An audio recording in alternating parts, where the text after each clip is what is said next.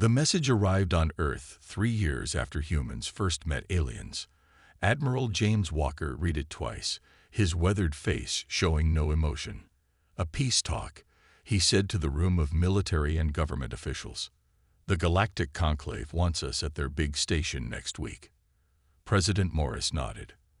"After those fights with the Crest ships near Mars Colony, I'm not surprised." "It's not that simple," said Anna Reed, Earth's top diplomat. She was tall with short gray hair and eyes that missed nothing. "The Conclave has 27 alien species. They never invite newcomers like us to their talks. Unless they want something," Walker added. 3 days later, the human ship *Determination* jumped through space toward the Nexus, the massive wheel-shaped station where the Conclave held its meetings. Walker and Anna stood at the viewing window as they approached. The station was huge, bigger than any human city, with ships of all shapes coming and going like bees around a hive. "Remember," Anna said quietly, "most of these aliens evolved on easy planets. They think Earth is a death world because of our gravity, weather, and animals. They're afraid of what that made us." Walker smiled. "Good." When they docked, a group of 6 different aliens met them. The leader, a blue-skinned being named Ambassador Trill, had 4 arms and large eyes that blinked sideways. "Humans, we welcome you to the Nexus," Trill said through a translator. "The Conclave hopes these talks will end the unfortunate incidents with the Crest Empire." Walker noticed how the other aliens stood far back from the humans. One small green alien was actually shaking. "We hope so too," Anna replied with a polite smile. They followed Trill through wide hallways, filled with strange smells and sounds. Aliens of all kinds stopped to stare at the humans. Some pointed, others backed away. A few made what looked like religious gestures.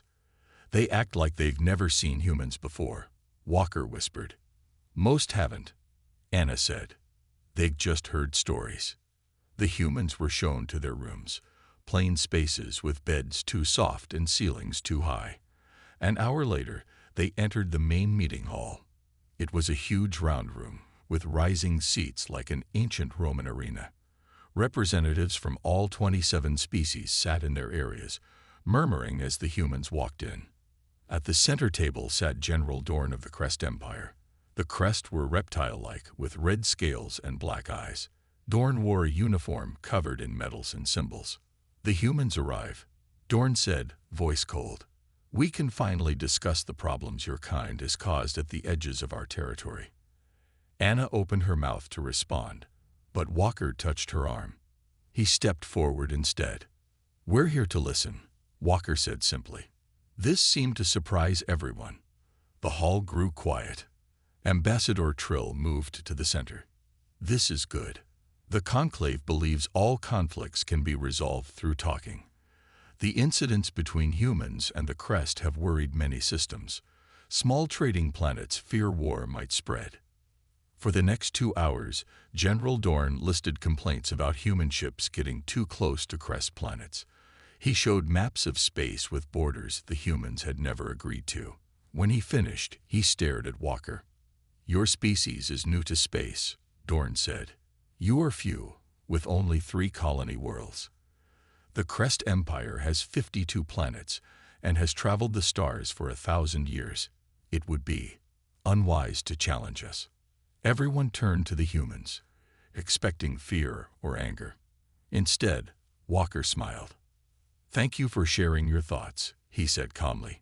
The room became so quiet that Anna could hear the station's air systems. The aliens looked confused, then worried. They had expected shouting or threats, not this calm response. Later, in their private room, Anna reviewed the day's events. "Something isn't right," she said. "The Crest are angry, but the other aliens seem scared. Not of the Crest, but of us." Walker looked out the window at the stars. "They invited us here for a reason, and I don't think it's peace." Anna nodded. "Tomorrow we start asking questions, real ones. And we watch everything," Walker added. "Every reaction, every whisper." Outside their room, The station hummed with activity as news spread that the humans, the Deathworlders, had arrived. And they weren't what anyone expected. The second day of talks started early. Anna Reed woke before the station's artificial dawn and studied the data files they had been given. Something wasn't adding up. "Look at these star maps," she said when Walker joined her. She pointed to dots of light on her screen. "These show Crest ships moving here and here. But yesterday they claimed they had no ships in these areas." Walker's eyes narrowed. "They're lying." "That's not all." Anna switched to another screen. "I hacked into the public schedules. These peace talks were planned 3 months ago, right when those Crest ships first appeared near our colonies." Walker poured a cup of the strange alien drink that tasted almost like coffee. "They never expected peace. This is a delay tactic." "But why?" Anna asked. "The Crest Empire is much bigger than Earth. If they wanted war, they could just attack. Unless they're afraid of something." They arrived at the meeting hall to find most seats already filled. Aliens whispered as the humans entered. Anna noticed several representatives from smaller species watching them with what looked like hope in their alien eyes. Ambassador Trill opened the session. "Today we discuss terms for establishing permanent borders between human space and Crest territory." General Dorn stood and displayed a new map. "We propose these boundaries." The map showed most of the disputed area, including 2 resource-rich star systems, marked as Crest territory. "That would cut off our trade route to the Pleiades colonies," Walker said calmly. "Unfortunate, but necessary for security," Dorn replied with a smile that showed too many teeth. During the break, Anna slipped away from the main group. She found a quiet corner with a data terminal and plugged in a small device she had brought from Earth. Within minutes, she was looking at files she shouldn't have access to. "Found you," she whispered. When she rejoined Walker, her face was tight with anger. "It's worse than we thought. They're moving a battle fleet into position while we talk. 8 cruisers, dozens of smaller ships. They'll be in striking distance of New Terra colony in 5 days." Walker's expression didn't change. "And the Conclave knows. Not just knows. They approved it. I found messages between Trill and the Crest High Command. The Conclave is afraid of us, James. They call us unpredictable Deathworlders. They think we're too dangerous to allow free expansion." When the talks resumed, Walker watched the room with new eyes. He noticed how the larger species clustered together, while the smaller ones seemed isolated. Power plays happening in plain sight. A small delegate with purple skin approached the humans during the next recess. He introduced himself as Representative Milo from a planet called Vini. "I shouldn't be talking to you," he said, voice low. "But my people are worried. The Crest have been pushing into territories of smaller species for years. The Conclave does nothing." "Why tell us?" Anna asked. "Because you're different. You came from a hard world. You don't bow to pressure. Many of us hoped." He stopped as another delegate walked past.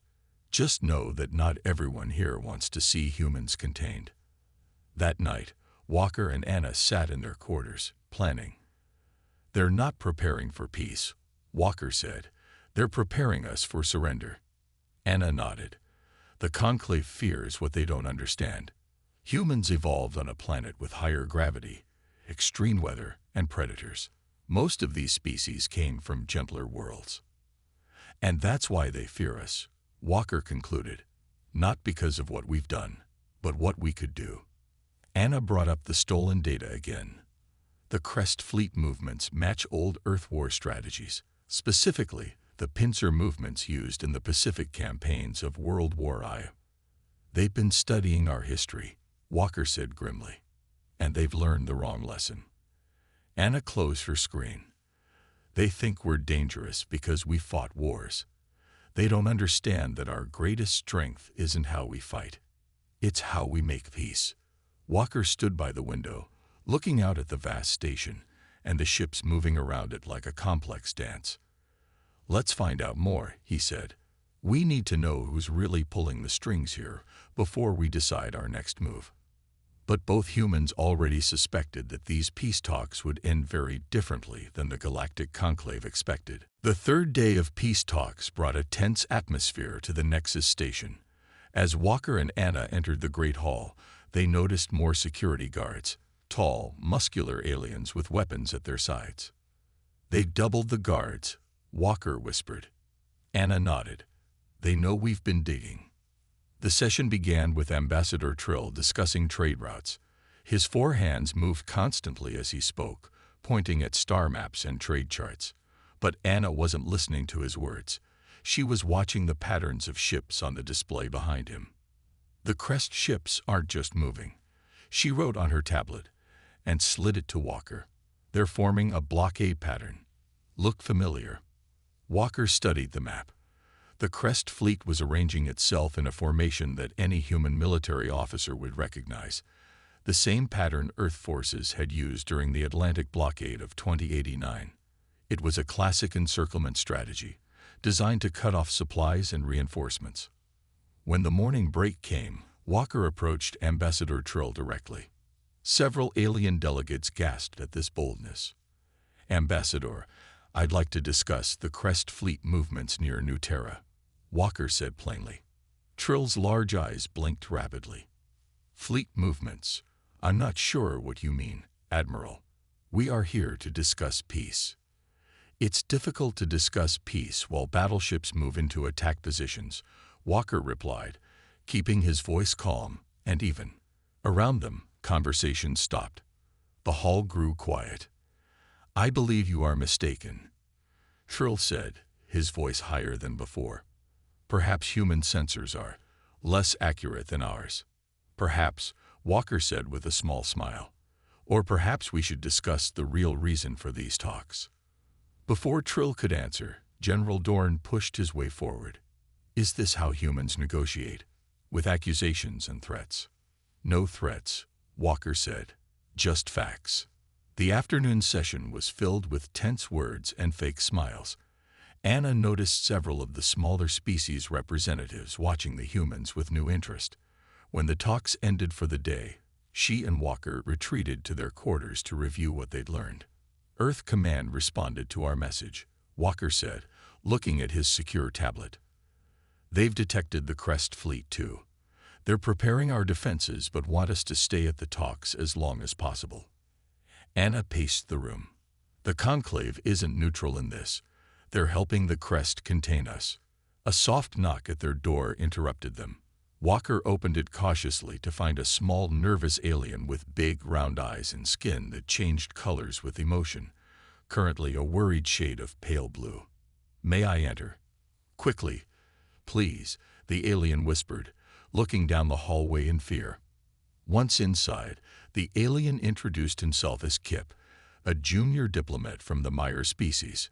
"I shouldn't be here," Kip said, his skin now flashing between blue and green. "But I had to warn you. My people, along with several other smaller species, are being forced to support the Crest." "Forced how?" Walker asked. "The Crest threatened to cut off our trade routes if we didn't vote their way in the Conclave. 6 other species got the same threat." Kip's voice trembled. "My world depends on imported food. We had no choice." Anna offered Kip a chair. "Why are you telling us this?" "Because we've studied your species. Humans help smaller nations. You stand up to bullies." Kip's skin settled into a more determined green. "And because the Crest are planning something worse than a blockade." He handed Anna a data chip. "This contains the real Crest battle plans. They don't just want to contain humans. They want to make an example of you, to scare the rest of us." Walker examined the chip. "The Conclave knows about this." "Some do, some don't. The Conclave isn't as united as it seems." Kip stood to leave. "Tomorrow, they will ask you to sign a treaty giving up your outer colonies. Don't sign it." After Kip left, Walker and Anna spent hours studying the battle plans. They were detailed and aggressive. And they would begin in just 2 days. "We need to contact Earth," Walker said, already preparing an encrypted message. "And then we need to decide what to do next." Anna looked at the data one more time. I think I already know what we have to do. Walk away, Walker asked. She nodded. But first, let's make sure everyone knows why. The fifth day of talks began like the others. The great hall buzzed with voices as delegates settled into their seats, but something was different. The station's security presence had doubled again. Near the main doors, guards checked everyone more carefully. Walker and Anna arrived exactly on time. They carried only small tablets, having packed their belongings earlier that morning. "They're watching us closely," Anna whispered as they took their seats. Walker nodded. "Good. I want them to see everything that happens next." Ambassador Trill opened the session with a speech about cooperation and the future. His words sounded nice, but rang hollow after what the humans had learned. When he finished, General Dorn stepped forward with a thick document in his clawed hands. "Today we present the peace accord," Dorn announced. "This agreement establishes borders, trade routes, and security protocols between the Crest Empire and Earth." The document was displayed on the large screen. Anna quickly scanned the terms and felt her anger rise. The peace agreement would force humans to abandon their outer colony on New Terra, restrict their ships to designated travel lanes, and allow Crest inspectors on all human vessels. It wasn't a peace treaty, it was a surrender document. Dorn continued, "These are reasonable concessions to ensure lasting peace in." Walker stood up. The room fell completely silent. Even the air systems seemed to quiet down. Every alien eye turned toward the human admiral. "Admiral Walker," Trill asked, his four hands fidgeting nervously. "Do you have a question?" "No," Walker said, his voice clear and strong enough to reach every corner of the hall. "I have a statement. Earth will no longer participate in these talks." Gasps and whispers erupted around the room. Dorn's scales darkened with anger. "You cannot simply walk away," he hissed. "Actually, we can," Anna said, standing beside Walker. "And we will." Walker looked around the room, making eye contact with as many delegates as possible. "For 5 days, we listened and observed. We came seeking honest peace. Instead, we found deception." He held up his tablet showing the Crest fleet movements. "While we talked peace here, battle fleets moved against our colonies." The smaller species delegates looked shocked. Some turned accusingly toward General Dorn and Ambassador Trill. "This is outrageous," Dorn shouted. "You have no proof." Anna stepped forward. "We have proof not only of fleet movements but of the coercion of smaller species." She nodded toward several delegates whose postures suddenly became uncomfortable. "The conclave is not neutral. This entire process has been conducted in bad faith." Ambassador Trill rushed forward, his skin paling to a light blue. "Please, let's not be hasty. Perhaps there are misunderstandings that can be cleared up." "No misunderstandings," Walker said firmly. "Only clarity." With that, both humans turned and walked toward the exit. The room erupted in chaos. Delegates shouted questions and demands. Several smaller species representatives looked secretly pleased. Ambassador Trill hurried after them, catching up in the hallway outside. "Admiral Walker, Ms. Reed, please reconsider." Leaving could be interpreted as an act of aggression. Walker stopped and looked directly at Trill. "No, it's an act of clarity. The consequences," Trill began, "will be significant." Anna finished for him. "But not in the way you expect." As they continued walking, they passed Kip in the hallway. The small alien gave them a slight nod, his skin a hopeful shade of green. At the docking bay, they boarded their ship without ceremony. Through the viewport, Anna watched the station. Aliens of all species were running through the halls. Messages were being sent in all directions. Economic advisors huddled in corners with worried expressions. "It's spreading already," she said. Walker nodded as he powered up the engines. "Uncertainty is more powerful than threats. They don't know what we know or what we plan to do next." "And what do we plan to do next?" Anna asked. "First, we go home. Then we wait." "Wait for what?" Walker smiled slightly as the ship detached from the station. For the galaxy to realize that humans don't bluff. Behind them, the Nexus station faded into the distance. Ahead lay Earth and an uncertain future. But one thing was certain. The galaxy would never again underestimate humanity. News of the humans' departure spread faster than it should have been possible. The Nexus station had tight controls on information, but somehow, within hours, every major planet in 7 sectors knew that humans had walked away from peace talks. On the trading world of Boros, the markets crashed. Investors panicked, selling shares in shipping companies and defense contractors. On the mining planet Vex, workers stopped loading Crest transport ships, claiming safety concerns. The ripples spread outward like waves in a pond. Walker and Anna watched the reactions from their ship as they headed back to Earth. "Look at this," Anna said, showing Walker her screen.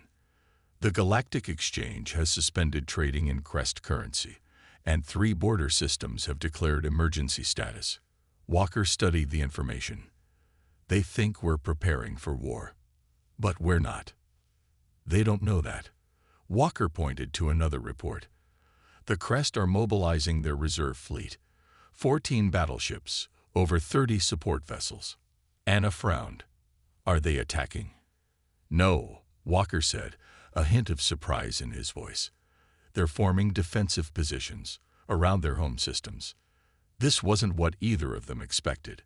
The Crest Empire, with its 52 planets and 1,000-year history, was acting afraid of Earth, a newcomer with only 3 colony worlds.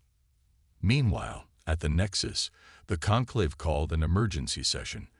All 27 species gathered, but this time without humans present. The recording of this meeting, later leaked to human intelligence, showed a room in chaos. "The humans know," shouted one delegate, a tall being with tentacles waving in alarm. "They must have spies among us." General Dorn pounded his fist on the table. "This changes nothing. Our fleet is already in position. We can still contain their expansion." "But what if they attack first?" asked a small, furry delegate. "We've studied their wars. They strike hard and fast when threatened."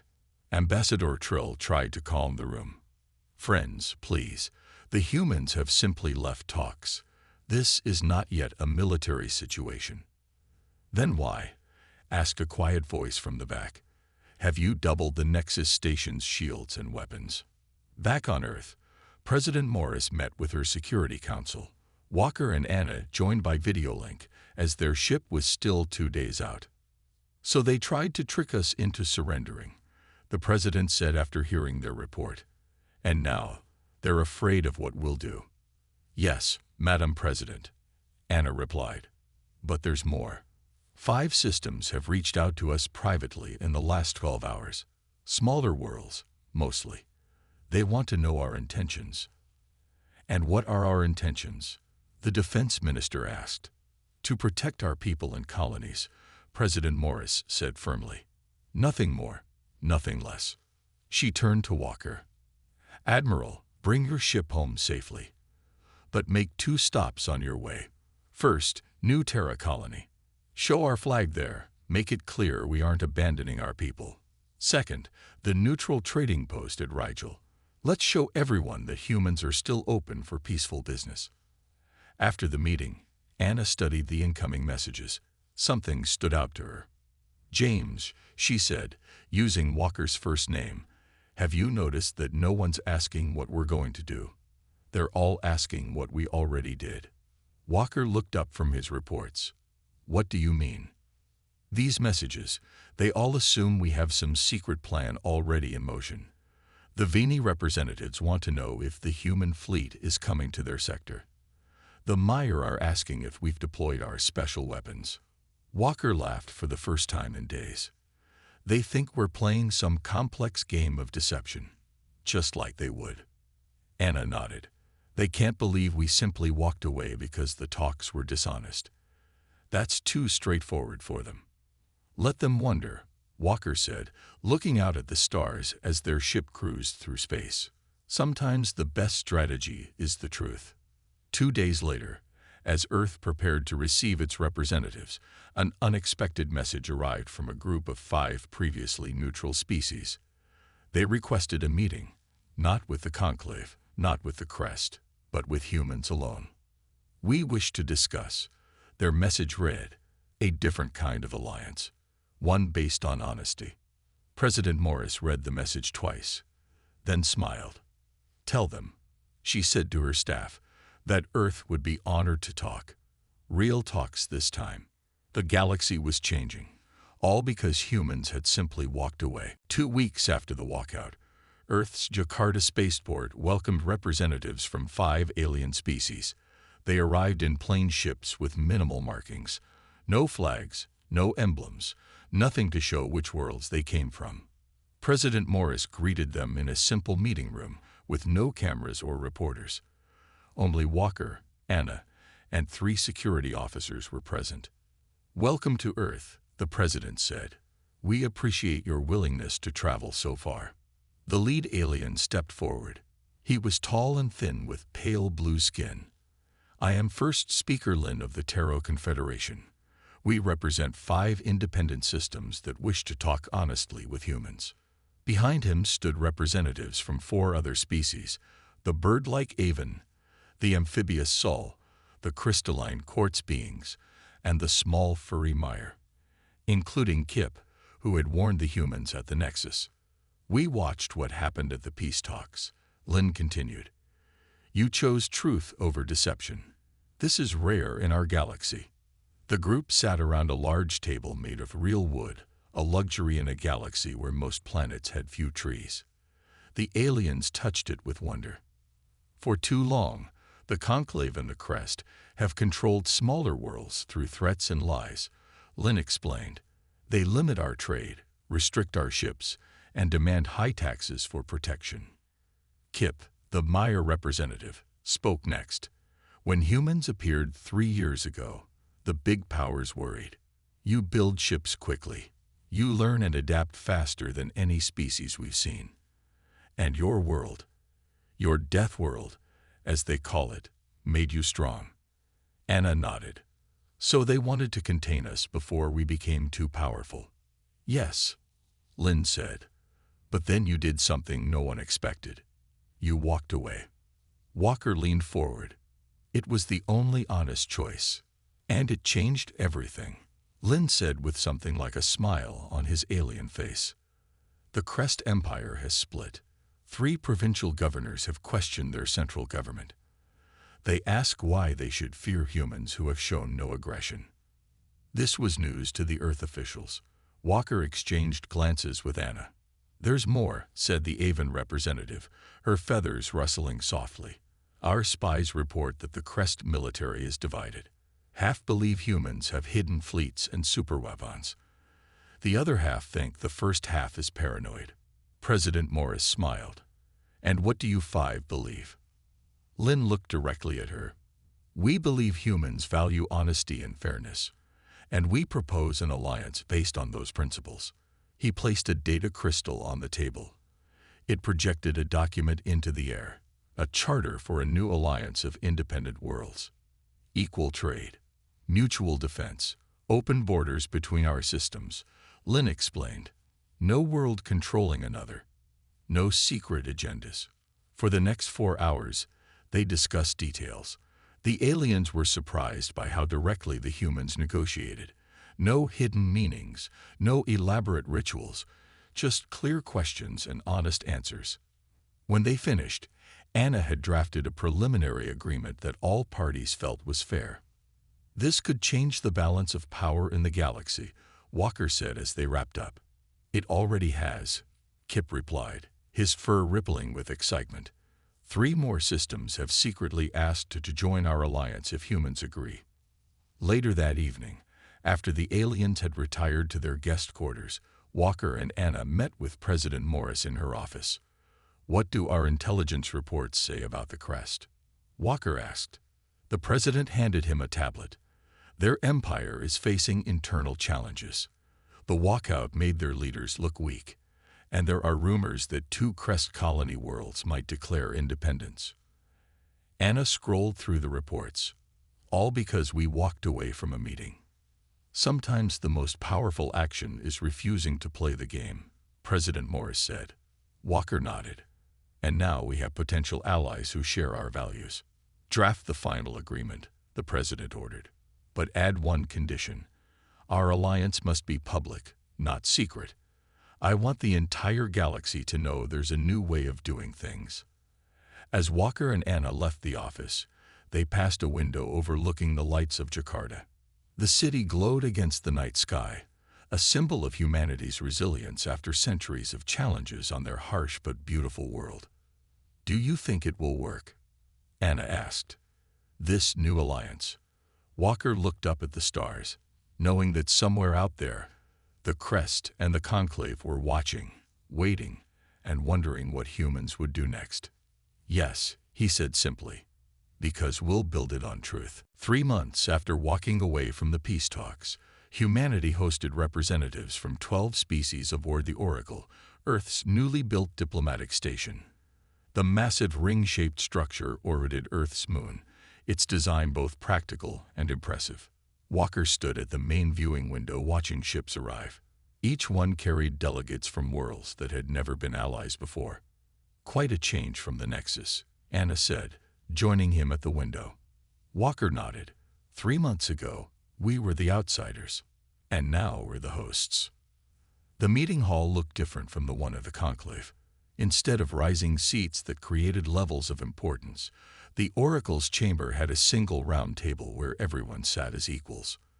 Earth had insisted on this design. President Morris opened the first session with a simple welcome. Thank you all for coming. Today marks the beginning of something new, an alliance based on honesty and respect. The alliance had grown quickly. After the first 5 species had signed agreements with Earth, 7 more had asked to join. These were mostly independent worlds that had suffered under Crest or Conclave restrictions. The Conclave had sent observers, 3 nervous delegates who sat in a corner taking notes. They weren't invited to speak, but were allowed to watch.